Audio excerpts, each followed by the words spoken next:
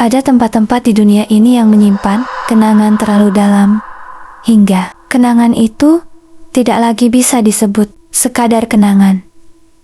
Ia menjadi sesuatu yang hidup, sesuatu yang bernapas di dalam dinding, yang bersembunyi di balik bau masakan, yang duduk diam di sudut ruangan, dan menunggu tanpa pernah kelelahan. Kita sering berpikir bahwa kematian adalah akhir dari segalanya, bahwa ketika seseorang pergi, ia benar-benar pergi dan tidak menyisakan apapun selain kenangan di benak orang-orang yang pernah mengenalnya. Namun, ada kalanya kematian tidak cukup kuat untuk memutus sesuatu yang sudah terlalu lama berakar. Kebiasaan, rutinitas yang dijalani bertahun-tahun hingga ia bukan lagi pilihan, melainkan bagian dari sesuatu yang jauh lebih dalam dari sekadar kesadaran. Cerita yang akan kalian dengar malam ini bukan tentang hantu yang ingin membalas dendam, bukan tentang arwah yang penuh amarah dan luka. Ini adalah cerita tentang sesuatu yang jauh lebih sunyi, dan justru karena itu jauh lebih menakutkan, tentang seseorang yang begitu mencintai hal-hal kecil dalam hidupnya, hingga bahkan kematian pun tidak mampu mengubah kebiasaannya, dan tentang orang-orang yang tanpa sengaja mengusik ketenangan yang sudah 20 tahun terjaga. Selamat datang di warung makan Ibu Sari, tempat di mana satu meja selalu disiapkan untuk pelanggan yang sama setiap malam. Pelanggan yang sudah lama seharusnya tidak lagi membutuhkan makan. Pelanggan yang tidak pernah absen. Pelanggan yang tidak pernah menua. Pelanggan yang tidak pernah benar-benar pergi. Selamat menyimak. Warung makan Ibu Sari sudah berdiri sejak 20 tahun yang lalu. Di sudut gang sempit itu, setiap hari wajah-wajah yang sama datang silih berganti, memesan makanan yang sama, duduk di kursi yang sama. Ibu Sari hafal semua pelanggannya seperti ia hafal lirik lagu kesukaannya sendiri. Namun, ada satu pelanggan yang selalu membuatnya diam setiap kali nama itu disebut. Namanya Pak Darmaji. Lelaki tua itu sudah menjadi pelanggan sejak hari pertama warung Ibu Sari buka. Ia selalu datang tepat pukul 7 malam, duduk di meja pojok paling kiri, dan memesan nasi pecel dengan tempe goreng, serta segelas teh tawar hangat. Tidak pernah berubah selama 20 tahun. Wajahnya pun seolah tidak pernah berubah. Kulit yang sama keringnya, rambut yang sama putihnya, baju batik coklat yang sama tuanya. Ibu Sari pernah bertanya kepada suaminya, apakah Pak Darmaji mungkin punya saudara kembar? Karena tampaknya mustahil seseorang tidak menua sama sekali. Suaminya hanya tertawa dan bilang, Ibu Sari terlalu banyak pikiran. Malam itu hujan turun sangat deras. Warung hampir tutup. Tinggal 2 pelanggan yang masih duduk menghabiskan minuman mereka. Tepat pukul 7. Bayangan itu muncul di balik tirai plastik warung. Pak Darmaji datang seperti biasa. Bahkan tidak ada setetes air pun di bajunya. Meski di luar hujan badai. Ibu Sari menatapnya sebentar, namun memilih diam dan langsung menyiapkan pesanan. Pak Darmaji duduk, membuka koran lama yang selalu ia bawa, dan tidak berkata apapun. Ketika Ibu Sari mengantar makanannya, ia melihat sesuatu yang membekukan kakinya.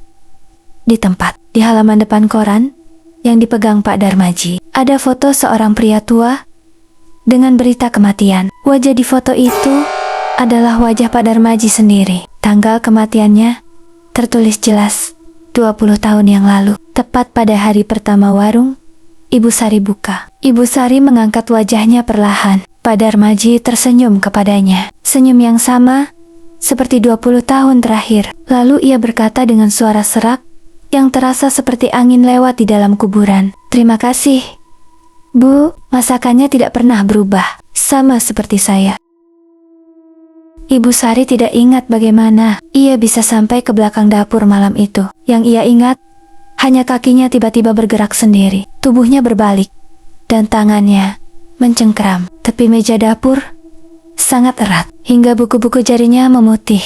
Jantungnya berdegup seperti kentongan yang dipukul tanpa henti. Dari balik dinding tipis dapur, ia bisa mendengar suara sendok beradu dengan piring, pelan dan teratur, seperti tidak ada yang salah sama sekali. Pak Darmaji makan seperti biasa, tenang, lambat, dan tanpa suara yang tidak perlu. Ibu Sari mengintip dari celah kecil antara dinding dan lemari. Lelaki tua itu duduk membelakanginya.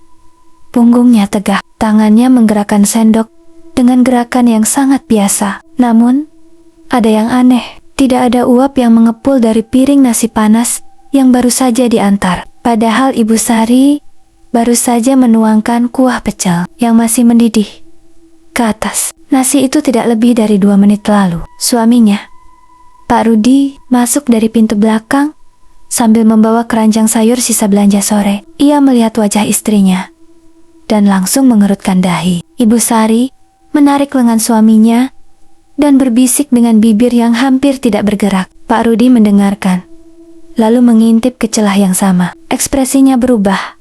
Seketika, ia menarik napas panjang, meletakkan keranjang sayur dengan sangat hati-hati agar tidak menimbulkan bunyi, lalu menggeleng pelan. Ia tidak percaya dengan apa yang dikatakan istrinya soal koran dan foto itu. Ia pikir istrinya kelelahan dan mulai melihat hal-hal yang bukan-bukan. Pak Rudi keluar dari dapur dengan langkah biasa, menyapa Pak Darmaji seperti malam mulam sebelumnya, dan duduk di kursi dekat kasir. Pak Darmaji mengangkat kepala sebentar, mengangguk sopan, lalu kembali makan. Ibu Sari memaksa dirinya keluar dari dapur. Ia membawa lap basah dan berpura-pura membersihkan meja di dekat pintu masuk, sejauh mungkin dari meja pojok kiri itu. Namun, matanya terus mencuri pandang. Saat itulah, ia memperhatikan sesuatu yang belum pernah ia sadari selama 20 tahun. Bayangan Pak Darmaji tidak jatuh ke arah yang benar. Lampu warung menggantung tepat di atas mejanya.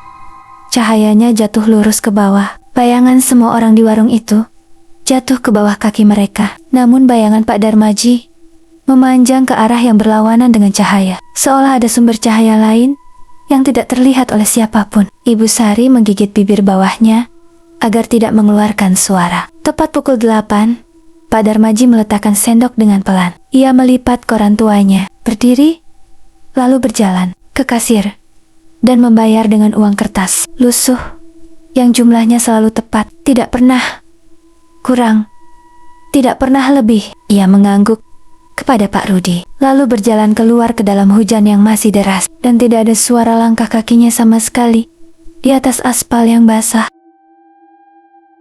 Malam itu, Ibu Sari tidak bisa tidur. Ia berbaring di atas kasur dengan mata terbuka, menatap langit-langit kamar yang gelap. Pikirannya terus berputar pada satu gambar yang sama. Foto di koran itu, wajah tua dengan lipatan kulit yang dalam, mata yang setengah terpejam, dan senyum tipis yang persis sama dengan senyum yang ia lihat setiap malam selama 20 tahun. Ibu Sari menunggu sampai suaminya benar-benar tertidur. Lalu ia bangun perlahan, mengambil ponselnya, dan mulai mencari nama itu di internet. Darmaji, warga lama, Ganggu Mawaru. Ganggu Mawaru.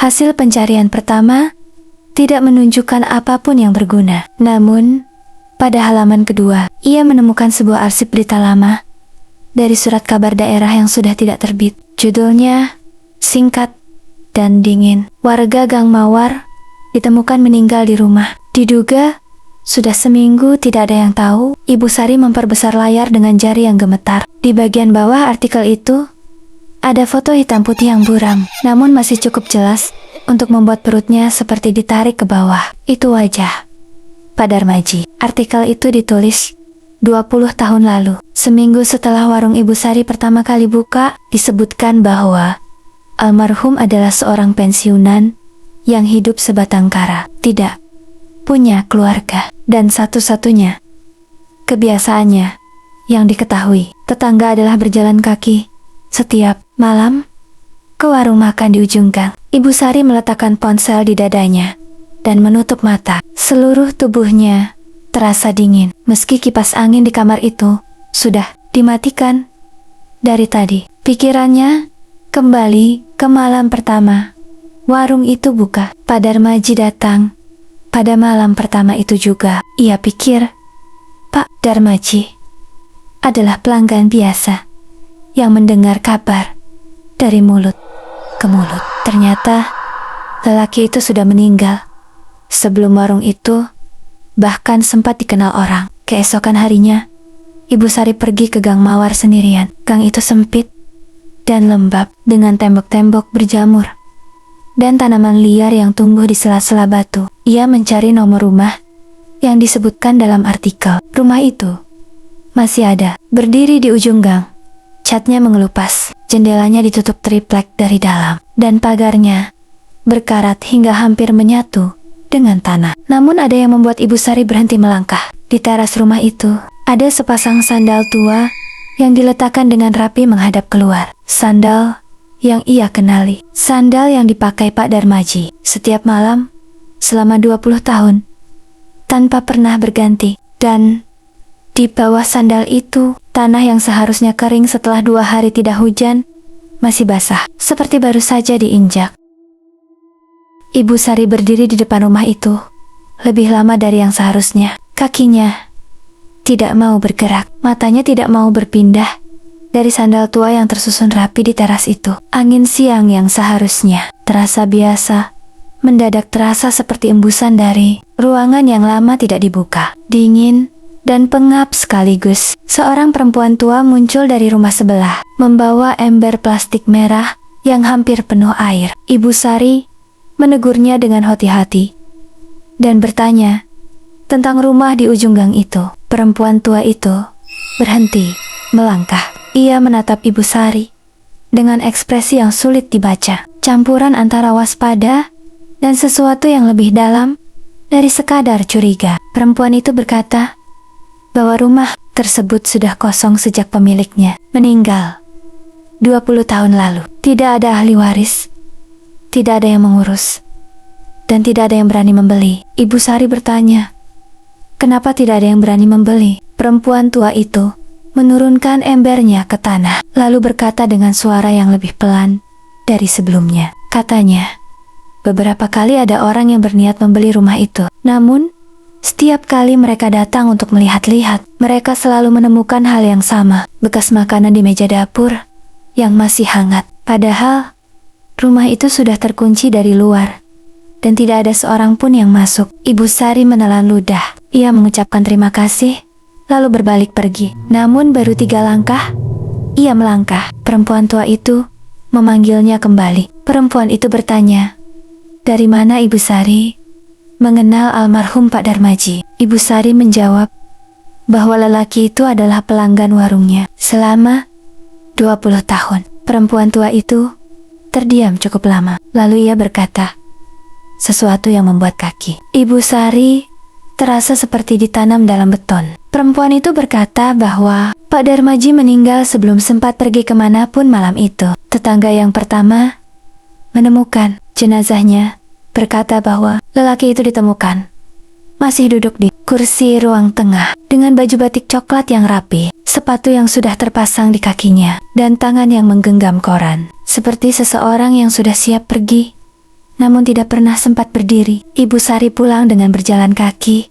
Meski jarak ke warungnya cukup jauh, ia tidak sanggup duduk diam di dalam angkutan umum. Ia butuh udara, butuh langkah, butuh sesuatu yang terasa nyata di bawah kakinya. Namun semakin jauh ia berjalan meninggalkan Gang Mawar, semakin kuat perasaan itu menggantung di belakang tengkuknya. Perasaan bahwa ada sepasang mata yang mengikutinya dari jarak yang tidak bisa diukur. Dan ketika ia melewati sebuah toko dengan kaca etalase besar yang memantulkan bayangannya sendiri, ia melihat siluet seseorang berdiri tepat 2 langkah di belakangnya. Ketika ia berbalik, tidak ada siapapun, hanya jalan siang yang ramai dan biasa. Ibu Sari memutuskan untuk tidak membuka warung malam itu. Ia bilang kepada suaminya bahwa badannya tidak enak, kepalanya pusing, dan ia butuh istirahat lebih awal dari biasanya. Pak Rudi tidak banyak bertanya dan langsung memasang papan tutup di depan warung. Namun, tepat pukul 7 malam, sesuatu membuat Ibu Sari bangkit dari tempat tidurnya. Bukan suara, bukan cahaya, hanya perasaan berat yang tiba-tiba menekan dadanya. Seperti ada sesuatu di luar sana yang sedang menunggu dan tahu bahwa ia ada di dalam. Ibu Sari berjalan ke jendela kamar yang menghadap ke depan warung. Ia menyibak sedikit tirai dengan ujung jarinya di bawah cahaya lampu jalan yang redup. Di depan pintu warung yang tertutup, seseorang berdiri, baju batik coklat, tubuh yang tegak meski usianya terlihat sangat tua. Tangan kanan menggenggam koran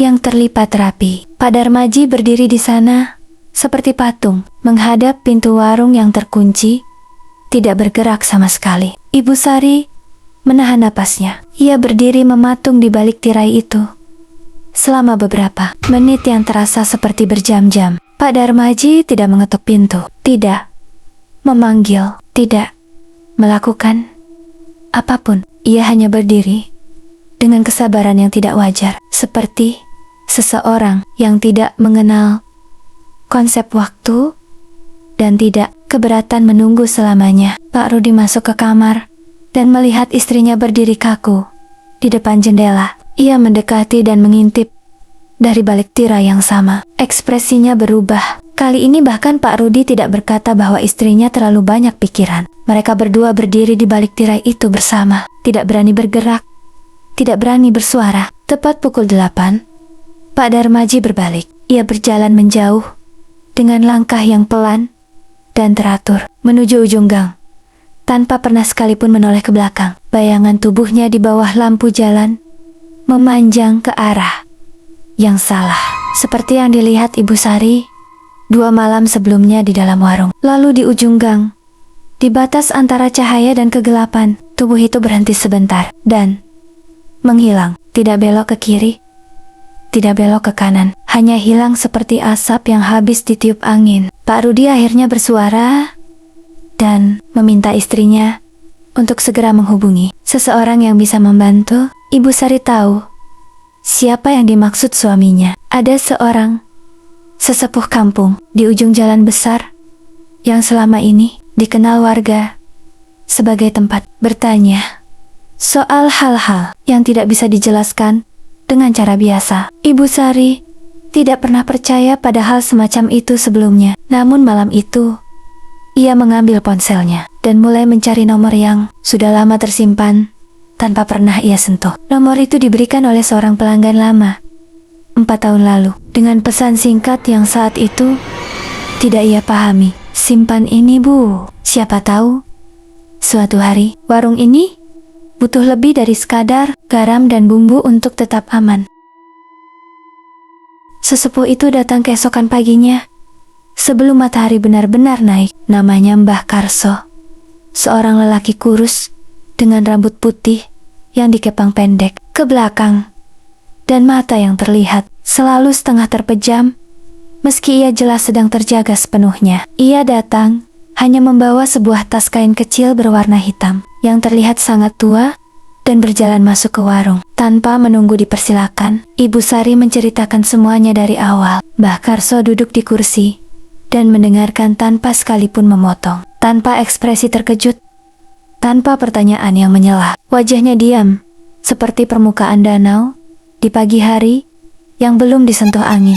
Ketika Ibu Sari selesai berbicara, Mbah Karso tidak langsung menjawab. Ia berdiri dan berjalan perlahan mengelilingi ruangan warung itu. Tangannya kadang menyentuh dinding, kadang meraba tepi meja, kadang berhenti di sudut tertentu, dan hanya berdiri diam beberapa detik sebelum melanjutkan langkahnya. Ia berhenti cukup lama di meja pojok paling kiri, meja tempat Pak Darmaji selalu duduk. Mbah Karso meraba permukaan meja itu dengan telapak tangannya yang penuh urat. Matanya terpejam rapat, bibirnya tidak bergerak. Lalu ia menarik tangannya perlahan dan memandangi telapaknya sendiri sejenak sebelum mengelapnya di kain yang ia bawa. Ia kemudian berjalan keluar warung dan berdiri di depan pintu, memandangi jalan dan gang di depannya dengan tatapan yang jauh melampaui apa yang terlihat oleh mata biasa. Pak Rudi yang berdiri di belakang Ibu Sari mengerutkan dahi namun memilih diam. Setelah beberapa menit, Mbah Karso masuk kembali dan duduk. Ia berkata bahwa tempat ini sudah terikat, bukan karena kutukan, Bukan karena niat jahat dari siapapun, melainkan karena kebiasaan yang terlalu kuat. Mbah Karso menjelaskan dengan cara yang pelan dan hati-hati bahwa ada manusia yang semasa hidupnya memiliki satu kebiasaan yang begitu dalam berakar hingga bahkan kematian tidak cukup kuat untuk memutusnya. Pak Darmaji tidak datang karena ingin menakuti siapapun. Pak Darmaji datang karena ia memang tidak tahu cara melakukan hal lain. Selama hidupnya, satu-satunya momen yang ia tunggu setiap hari adalah duduk di meja itu, makan nasi pecel dengan tempe goreng, dan pulang. Dan kebiasaan itu terus berjalan.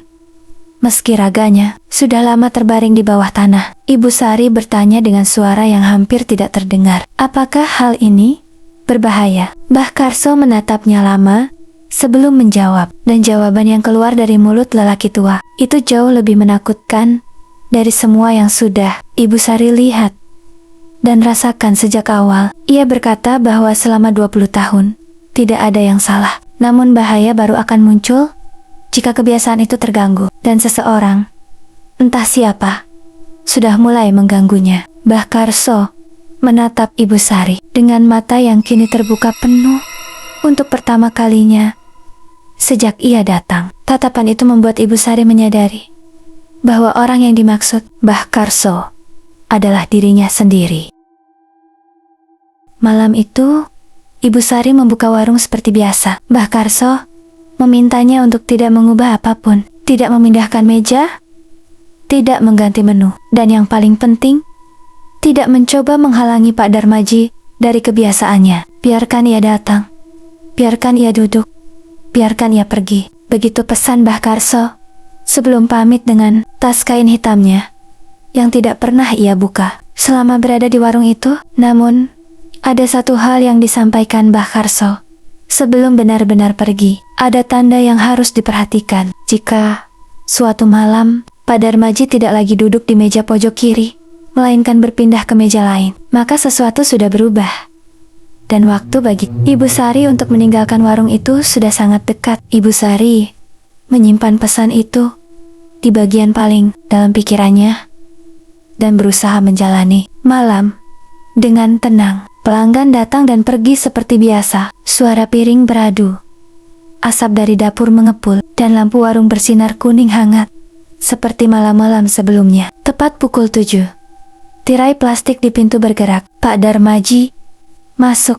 Ibu Sari menarik napas panjang dan membuang pandangannya ke arah lain. Berpura-pura sibuk mengelap meja. Langkah kaki Pak Darmaji bergerak ke arah yang sudah sangat ia kenal. Sudut kiri, meja pojok, kursi yang selalu sama. Ibu Sari menghembuskan napasnya perlahan dan mulai menyiapkan pesanan tanpa perlu menunggu, karena ia sudah tahu apa yang akan dipesan. Namun malam itu ada yang berbeda.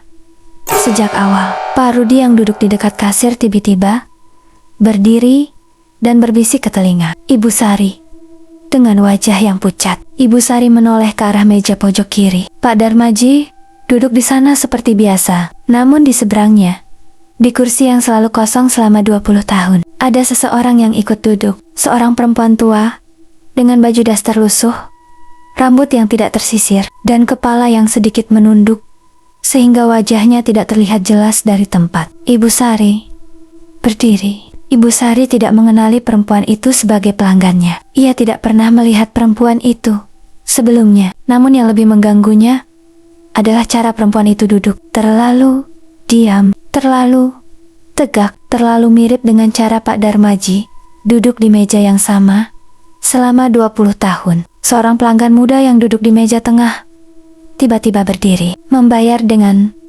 terburu-buru, dan pergi tanpa menunggu kembalian. Diikuti oleh 2 pelanggan lain yang beranjak hampir bersamaan dengan alasan yang tidak jelas. Dalam waktu kurang dari 10 menit, warung itu kosong.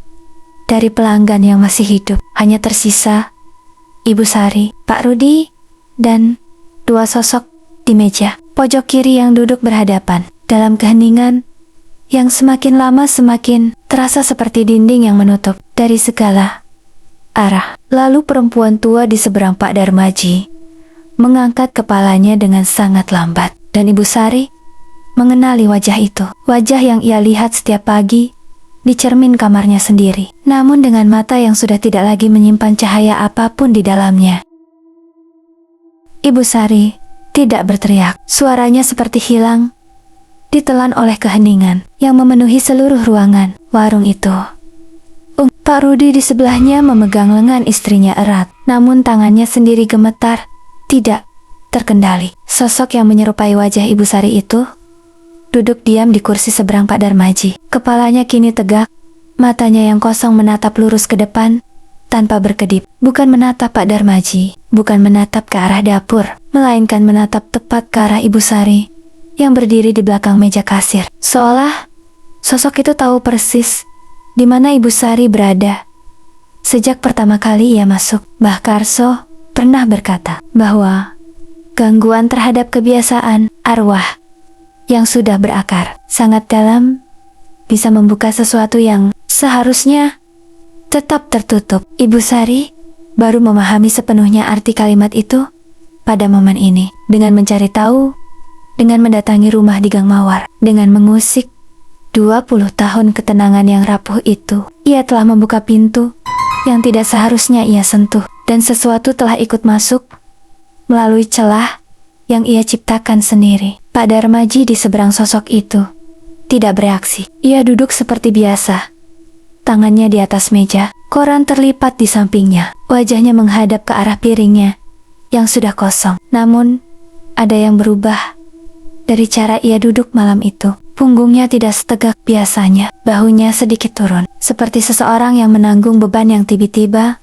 bertambah berat. Ibu Sari menyadari sesuatu yang membekukan seluruh pikirannya. Pak Darmaji terlihat takut. Arwah yang sudah 20 tahun datang dengan tenang dan pergi dengan tenang itu, malam ini terlihat seperti seseorang yang tidak ingin berada di tempat yang sama dengan sosok di seberangnya. Tangan Pak Darmaji di atas meja bergerak sangat pelan. Jari-jarinya bergeser ke arah koran yang terlipat di sampingnya, seperti seseorang yang mencoba meraih satu-satunya benda yang ia kenal di ruangan yang tiba-tiba menjadi asing. Lalu sosok bermuka Ibu Sari itu berdiri. Gerakannya tidak wajar, terlalu mulus, seperti sesuatu yang bergerak tanpa sendi dan tanpa berat.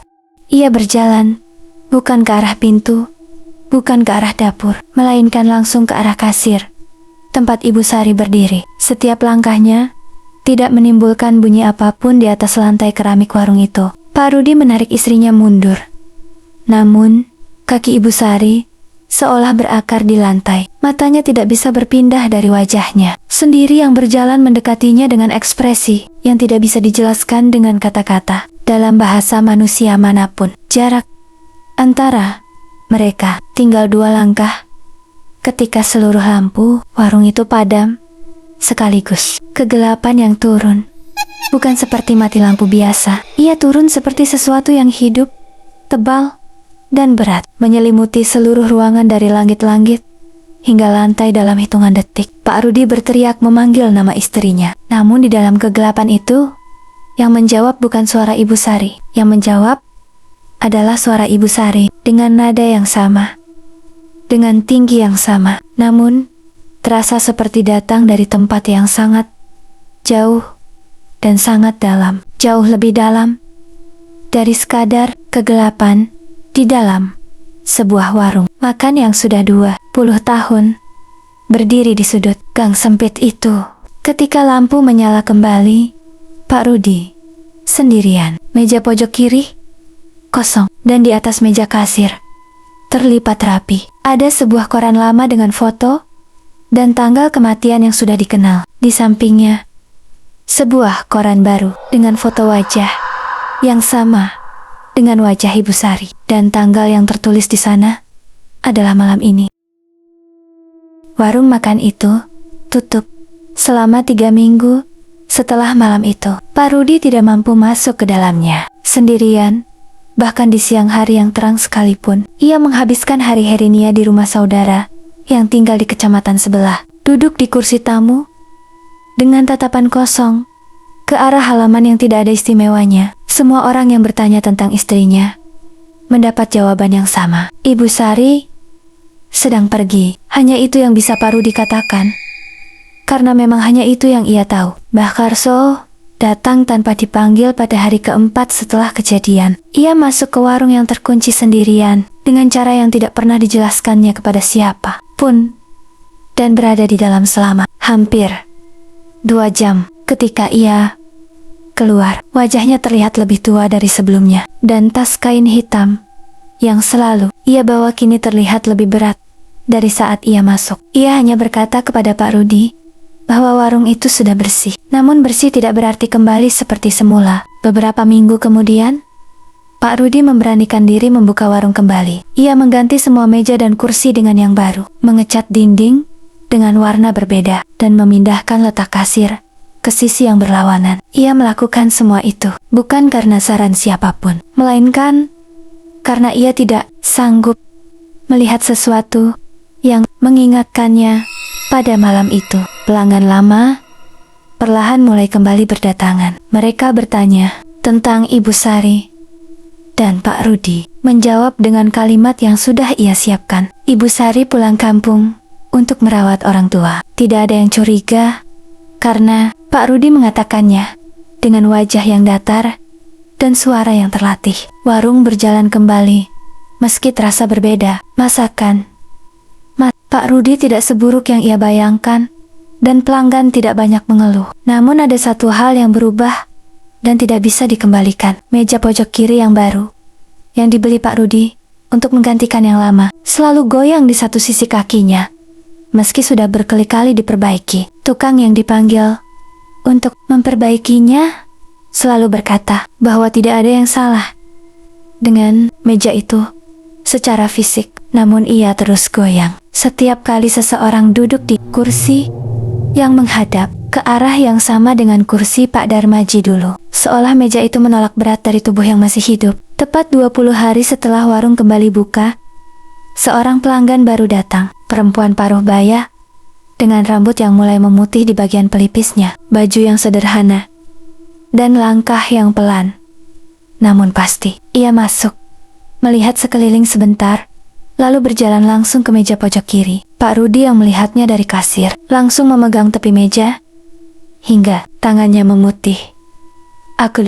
Perempuan itu duduk, meletakkan tangannya di atas meja dengan tenang dan menghadapkan wajahnya ke arah Pak Rudi. Wajah itu adalah wajah istrinya, namun matanya adalah mata yang sama dengan yang ia lihat berjalan mendekati istrinya di malam. Lampu padam itu kosong, dalam, dan sangat lapar. Perempuan itu tidak bersuara. Ia hanya duduk dan menunggu dengan kesabaran yang tidak dimiliki oleh siapapun yang masih menghitung waktu dengan detak jantung. Dan Pak Rudi dengan tangan yang gemetar dan kaki yang hampir tidak mau bergerak, perlahan berjalan ke dapur untuk menyiapkan nasi pecel dengan tempe goreng dan segelas teh tawar hangat, karena ia tidak tahu lagi apa yang harus ia lakukan selain melanjutkan apa yang sudah berjalan, seperti kebiasaan yang tidak bisa dihentikan oleh apapun, bahkan oleh kematian sekalipun.